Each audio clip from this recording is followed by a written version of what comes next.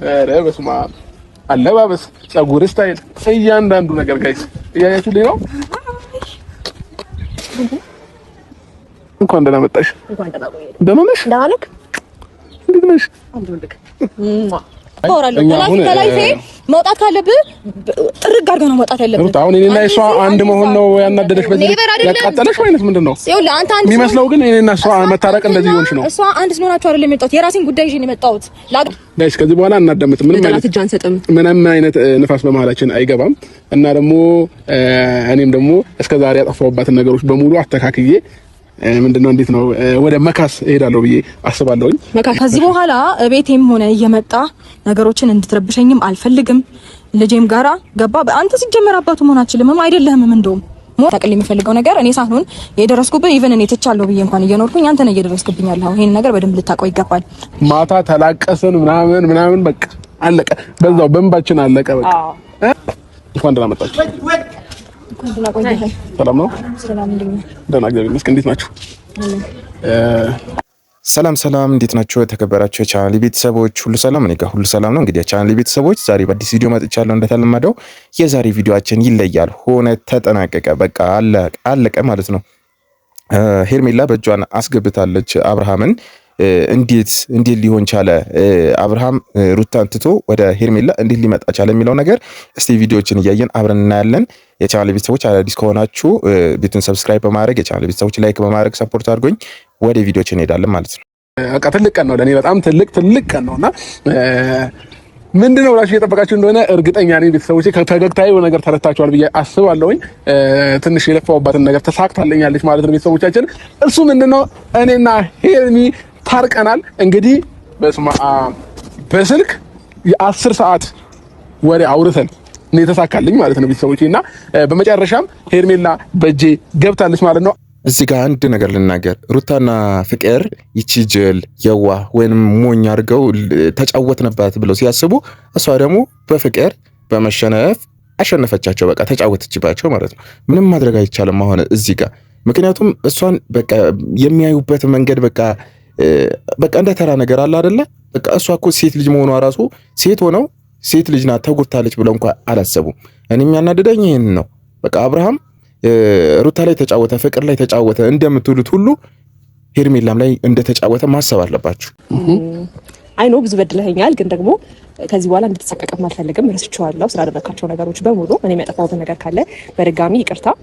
ግን ደግሞ አንድ ማውራት የምፈልገው ነገር አለ። እሱ ደግሞ ምንድነው አብርሽ፣ ከዚህ በኋላ ልቤ እንድትጎዳው አልፈልግም። ገባክ?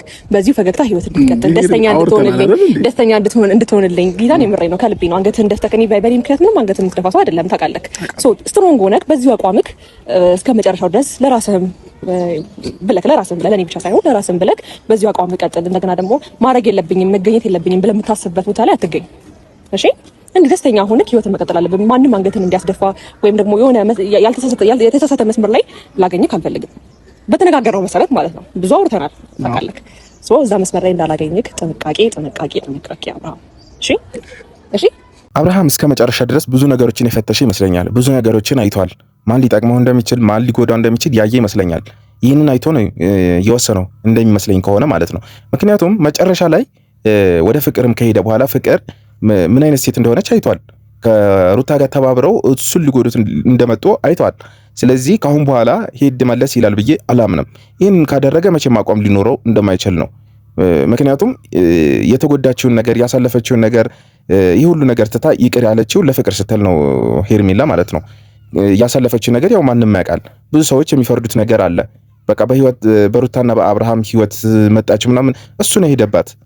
እሱ ነው ከሩታ ጋር ተጣልቻለሁ ተፋትቻለሁ ብሎ ወደ ሄርሜላ ሄደው እሱ ነው እንጂ እሷ አልመጣችበትም። ስለዚህ እሱ መጥቶ የእሷን ህይወት አበላሽቶ መሄድ ተገቢ አይደለም። ጌታ የምሬ ነው ነገር አንተ እየሰራደብ ሊሆን ይችላል እኮ ግን በቃ ድንገት እጅ ቅፍላከው እንዴ ምናምንና ላለው በቃ ለካስ ከፍቶኛልና ሚዝሽ ነገር ይዘኛል ታውቃለህ። እና እንደዛ ነው። ደስ ብሎኛል በጣም እውነት። እኔም ደስ ብሎኛል። እንኳን ለዚህ ቀን በቃሽልኝ። እኔም እንኳን ለዚህ ቀን በቃው። ከዚህ በኋላ ግን መሀላችን ላይ አይደለም ሰው አይደለም ሰይጣን ንፋስ ሊገባ ይገባል። ገባሽ? አዎ ያዘው መሸፈን መቻል አለበት። እሺ አብርሃም አንተ ካላስገባህ እኮ ማንንም ሊያስገባህ አይችልም። ያንተ ፊት ነው ያንተ አቀራረብ ነው ሰዎችን ያልሆነ ተስፋ ውስጥ የሚከታቸው።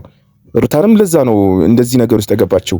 በቃ ትሄዳለህ ምናምን ትስቃለህ ትጫወታለህ፣ ግን ውስጥህን አታሳይም። በቃ ለዛ ነው እነሱን ተስፋ እንዳይቆርጡ ባንተ ያደረጋቸው ያንን ነው። ስለዚህ አንተ ቆፍጠን ብለህ በቃ የራስህ ህይወት እንዳለ አሳይተህ ቆፍጠን ብለህ ኮስተር ብለህ ህይወትህን ለሄርሜላ ሰጥተህ አሪፍ ጊዜ መኖር ነው። ሰዎች እንዳይመጡ በምትፈልግ ከሆነ አንተ ነህ መጀመሪያ ጠንቀቅ ማለት ያለብህ። በቃ ሰዎች ጋር አትሂድ፣ አትድረስባቸው፣ እንዳይደርሱብህ ከፈለክ ማለት ነው።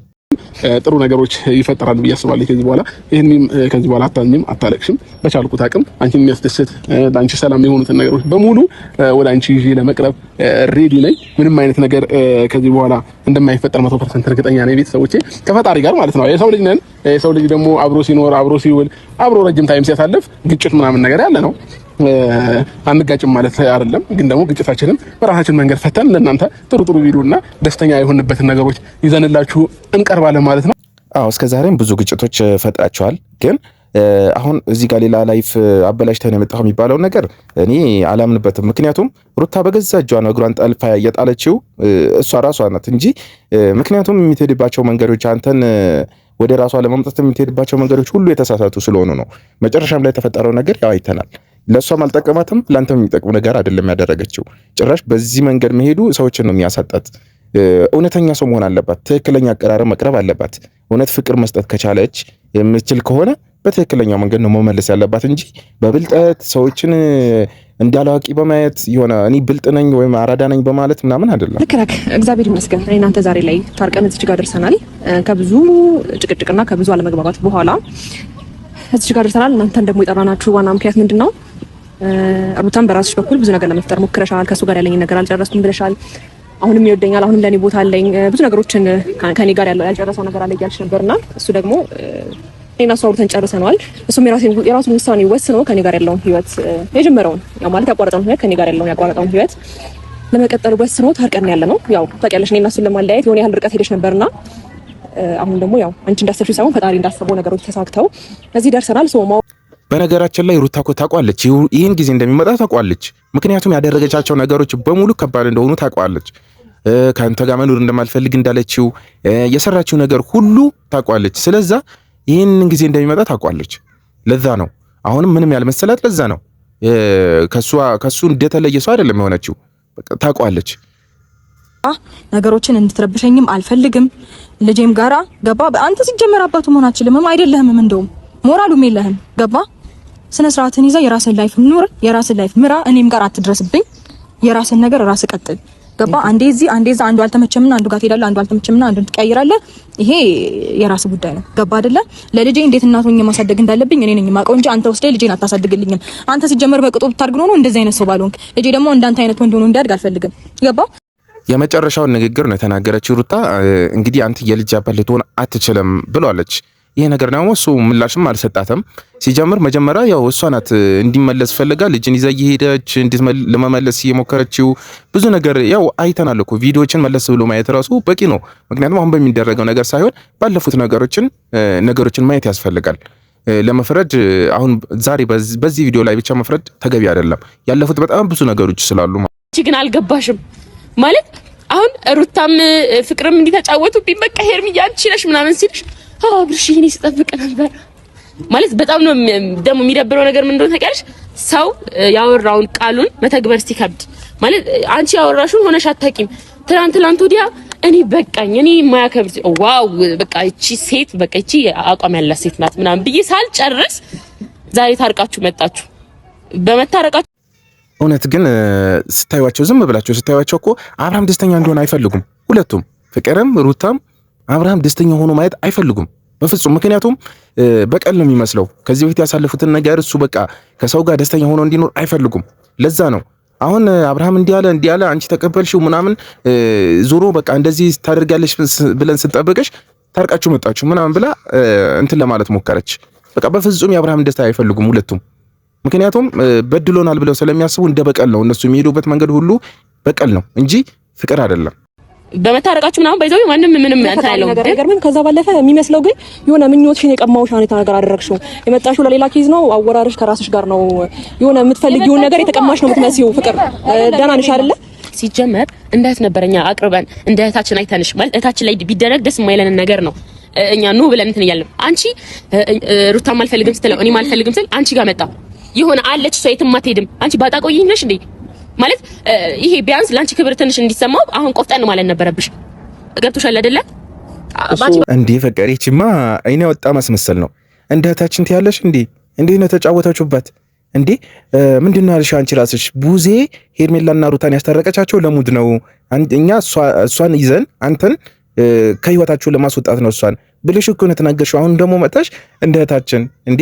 ይሄ እኮ ምንድነው እኛ ተመልካቾች እንደ ምንድነው የምታዩን? አረ ይደብራል። በጣም ነው የሚደብረው።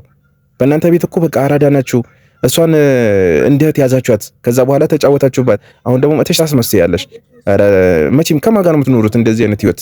ከአብርሃም ጋር ያለያያችሁ ይሄን ይመስለኛል። መልስላት። በመጀመሪያ እንደ ታቅርበንሽ ያልሽው አታስመሲ በዚህ ልክ። አሁን እኔና አብርሃም ስለታረቅን ሳይሆን እንደ እህት ብታስቢኝ እና የሆነ ነገር እንደ እውነት እንደ አብርሃም እንደምወደው እንደማፈቅረው እንደዛ ሳለቅስ ብታይ መተሽ እንደ እህት መምከር ነው እንጂ ያለብሽ ሴራ አስርተሽ እኔን ተስፋ ለማስቆረጥ እኔ የሆነ ነገር እንደጎዳ ምናምን አታድርጊም ነበር። አታስመሲ በዚህ ልክ እንዴ።